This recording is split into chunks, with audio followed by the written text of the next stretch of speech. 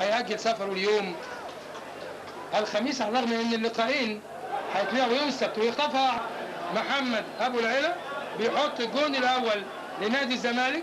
بقول لحضراتكم ان هو بالعرض وما كانش لحد ان محمد ابو العلا بيتابعها وبرجل الشمال بسن الجزمه بيحطها على يمين حسن نصر اهو، هدف مباغت ومفاجئ، ويتقدم نادي الزمالك بعد مضي 18 دقيقة تقريبا لواحد. الزمالك لا شيء. المصري احرزه محمد ابو العلا في الدقيقة 18.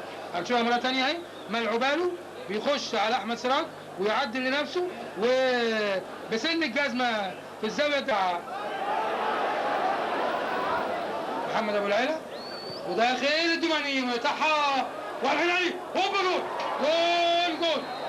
عبد الحميد بسيوني، عبد اللطيف الدماني بيعمل متابعه من الشوطه الحلوه اللي اتشاطت، ولقطه كده لعيبه الزمالك رايحين يحتفلوا بفوزهم، انما على طول احمد عوده ويسجل عبد اللطيف الدماني الهدف الثاني لنادي الزمالك في الدقيقه 35 من الشوط الاول.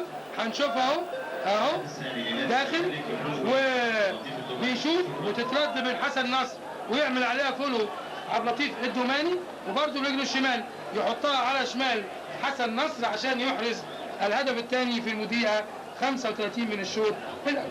2 نادي الزمالك لا شيء. المصري بعد مضي تعليماته كابتن ادم علي حسن الحكم الرابع زي ما قلنا بيحكم هذا اللقاء حكم الدولي احمد عوده ومع خالد مرجان.